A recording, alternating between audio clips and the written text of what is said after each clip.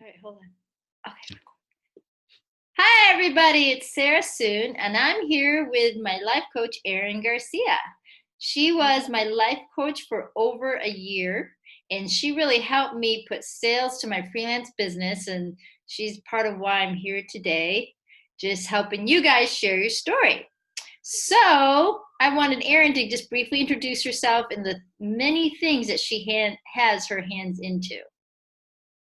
So, Hi, Erin. everyone. I'm Erin, and thank you so much, Sarah, for having me. I'm still unsure of where I'm supposed to look on this thing, so I'll have you, is that about right? Am I looking at the camera? Yeah. Okay. Should be a I'm little still learning all these techie things, everyone, and I'm so excited. I've been a coach, a professional certified coach before techie, about 15 years, and a pastoral counselor before that, almost really actually about 18 years. And then in the coaching arena, I chose life and leadership, some transformation in there. I love that particular niche. I seem to really, really love working with folks like Sarah, who are absolutely ready to go and begin something that's been in their dreams forever, and that is to launch her speaking and her writing and her book coaching, thriving little business, as there's so many that have a book in them and they need help. And so it was just an honor, and it has been an honor, to walk her through and just expand her greatness and leverage her strengths into what she can now call her own business. And now she'll coach me on probably the reenacting of this book, right? Yeah, and that's a perfect introduction. So on this month on the blog, we are talking about, because it's Easter, it was Easter yesterday, resurrecting a writing project. So Erin wrote, I don't know if you can see it, The Real Skinny on My Anorexia. She's a recovered anorexic, and she wrote an excellent memoir. I highly recommend it. But she is actually going to relaunch it, edit it, and then relaunch it. So, Erin, tell us about the memoir, when you did publish it, so they kind of get an idea of, this writing project, well, the book itself. Yes, I had this book in me for 6 years, and I don't know why it takes us so long with the initial writing of a book, but Right. my story was just burning within me.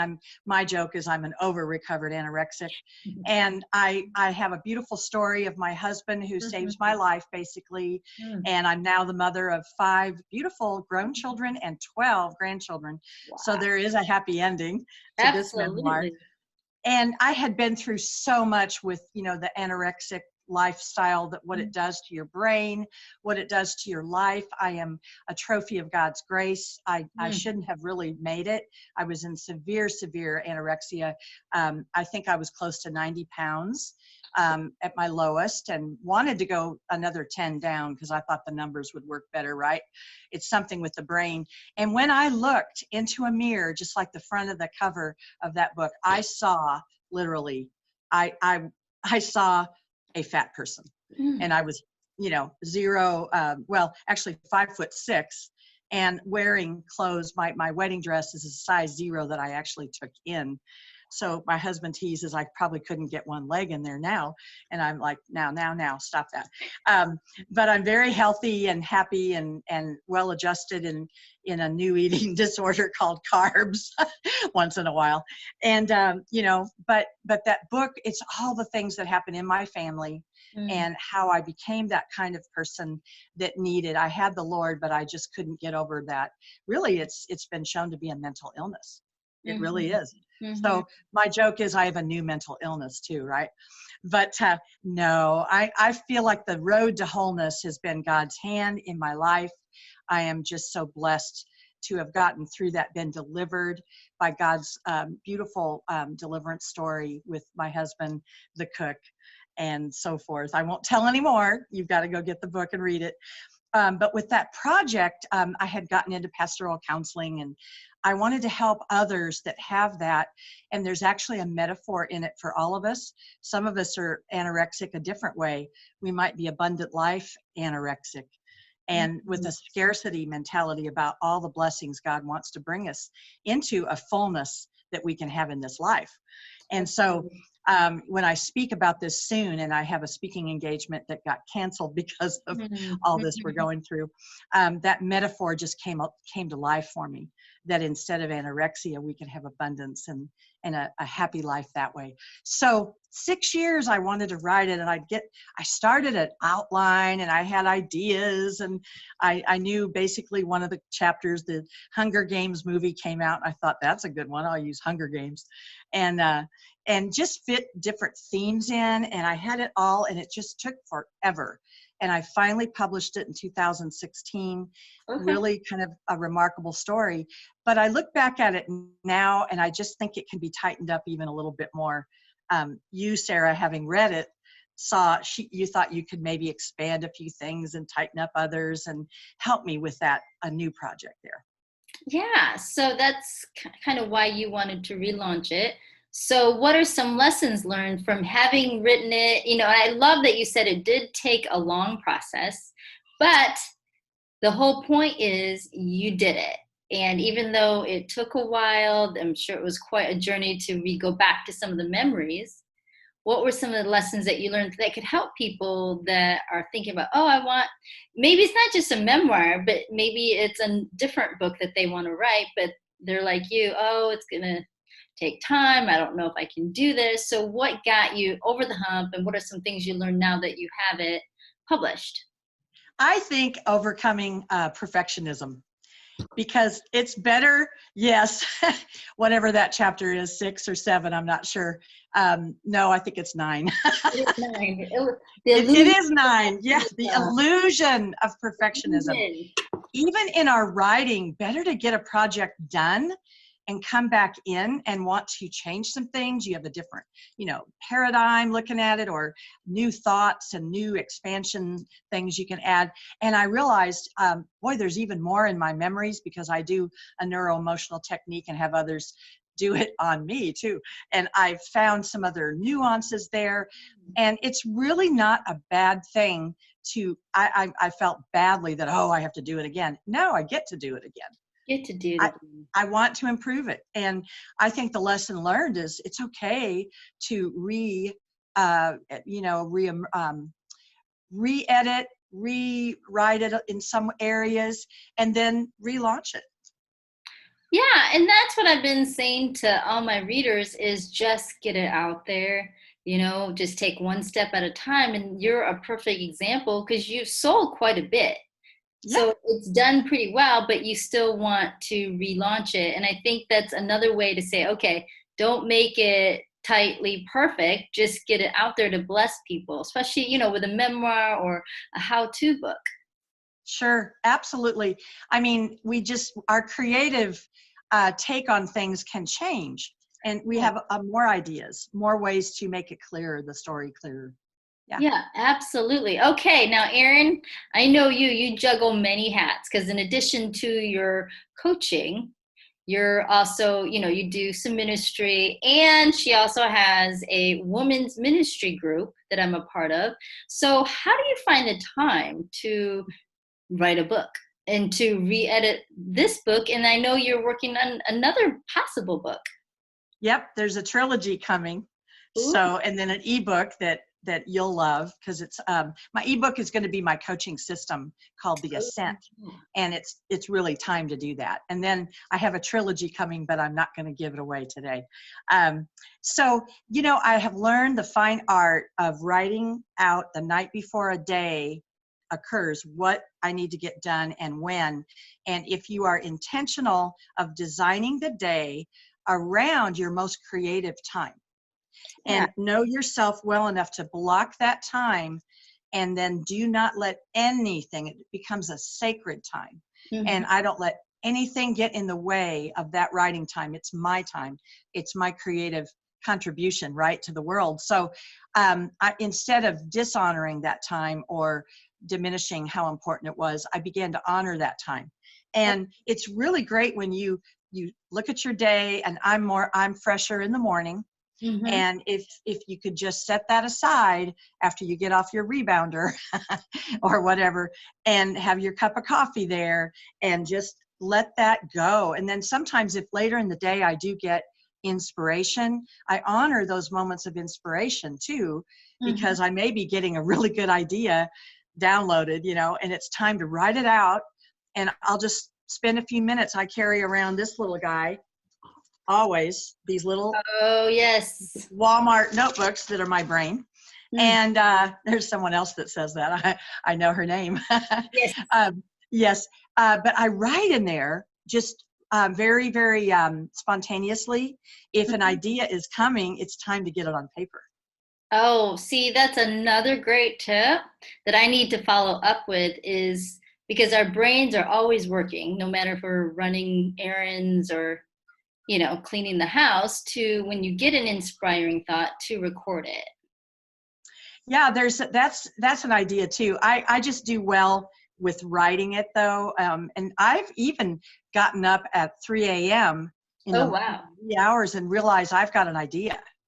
And that is when I keep it by my bed in case I want to write it there, or you could record too, because you don't know when your creative edge is going to come out and present itself. And it's so amazing to. I think I had my idea about the middle of the book, the Anorexic's Prayer. Yes. That was an idea that was planted by my editor at the time, but I suddenly just had, I know what it is. And it just was a download. That is so awesome.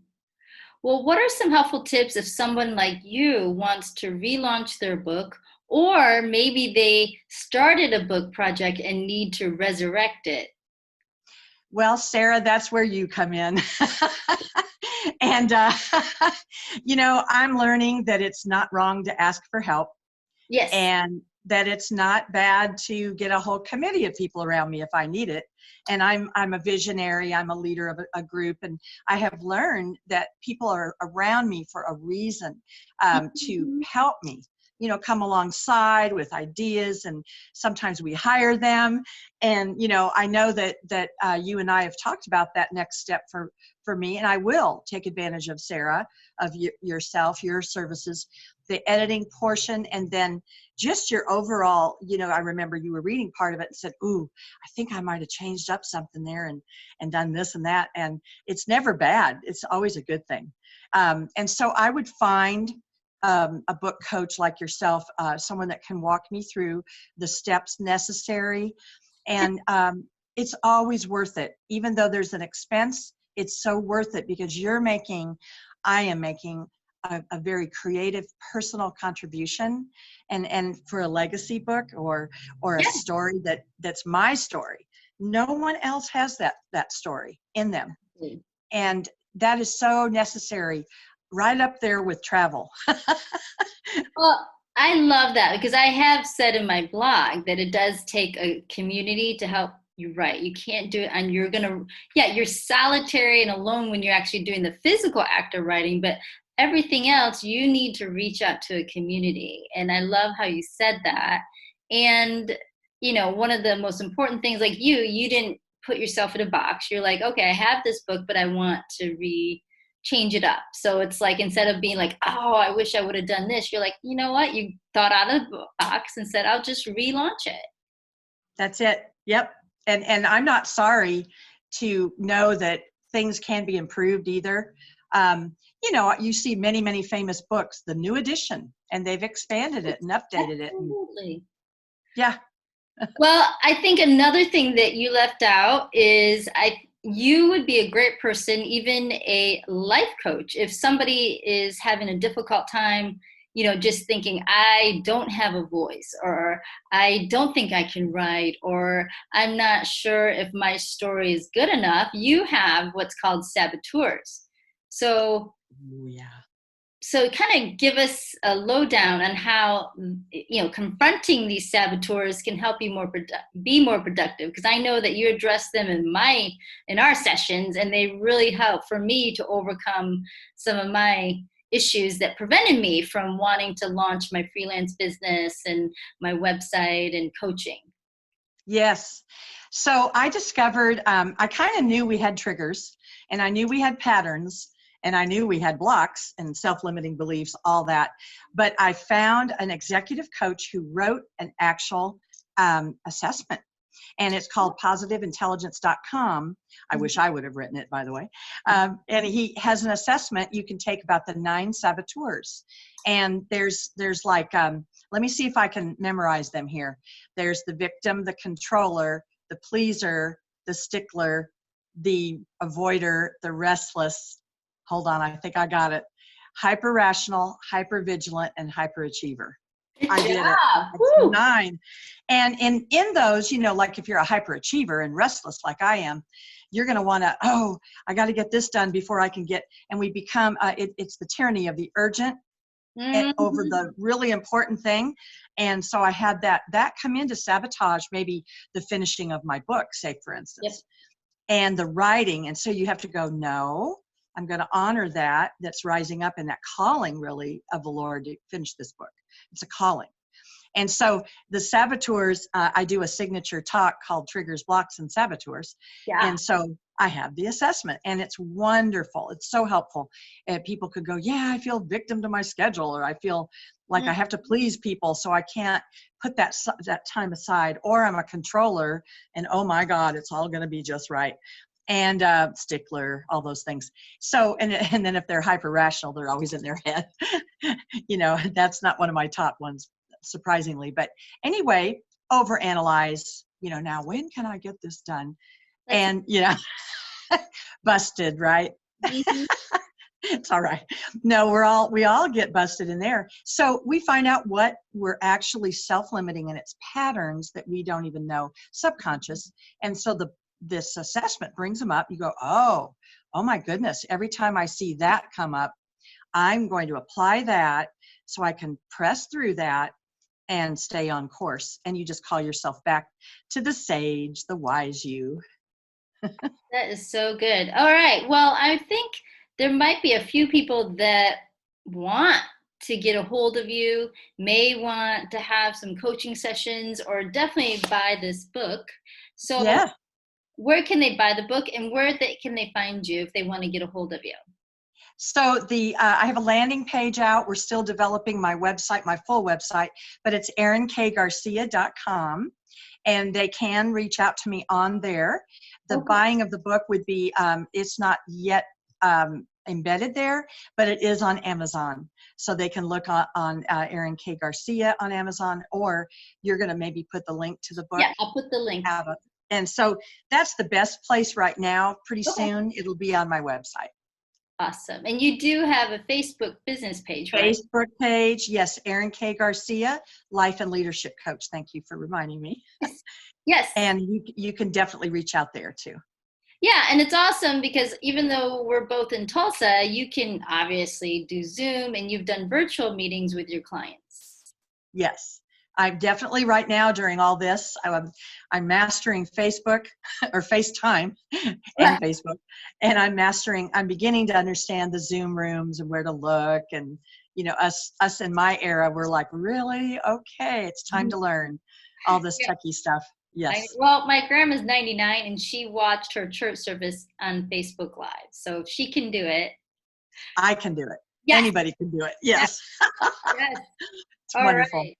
Well, it's awesome. Let me tell you, even if you don't, like someone like me that doesn't suffer from anorexia, this book, The Real Skinny, can minister to you if you have, you know, because we all are trying to walk things out. We have weaknesses, and for me, I'll admit that perfectionism chapter really got to me. I was like, wow, if I read it for nothing else but that chapter, although the rest of it is good. I mean, the story is almost hard to believe, everything that you went through, but I won't want to give it away because it's definitely worth reading. It's a page turner, but that chapter really touched me. But again, even if you don't suffer from anorexia, it's a great one just to read for the memoir section and the different life lessons that you can apply for almost any kind of, you know, situation that you're in.